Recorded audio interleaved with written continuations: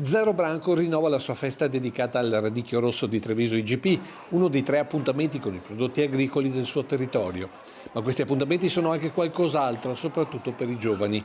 Infatti partecipare all'attività della Proloco sta diventando sempre più anche un momento educativo. Vediamo che ci sono anche tanti giovani che servono i tavoli, vuol dire che è una palestra per i giovani? Certo, noi cerchiamo sempre di esaltare anche i giovani, perché soprattutto per non lasciarli sulle strade, e noi abbiamo anche la fortuna di averne tanti giovani.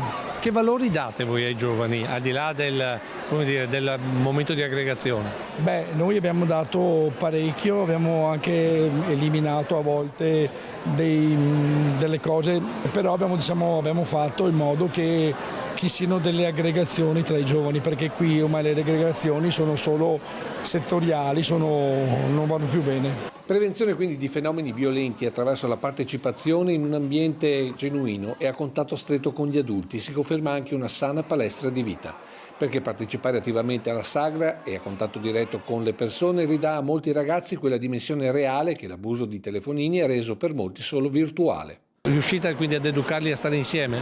Sì, riusciamo, perché abbiamo anche 2 gruppi che seguono i giovani, proprio dedicati apposta, che loro li seguono proprio da principio fino alla fine. Un percorso sociale e educativo che sta contagiando anche altre Proloco, costantemente in cerca di nuove leve per mantenere vivo lo spirito associativo e di servizio alle comunità. Noi abbiamo da anni chiamiamola joint, con i nostri amici di Quinto, che per noi sono fratelli ormai, che loro praticamente vengono qui a dare una mano a noi andiamo a dare una mano a loro, perché ormai il volontariato è una merce talmente rara che se non facciamo così, queste manifestazioni che occupano 200 persone come personale non ci sarebbero. Manifestazioni da numeri importanti a Zero Branco, con i 3 appuntamenti con l'Aspargo, il peperone e fino a domenica del radicchio rosso di Treviso. La sagra del peperone è quella più famosa.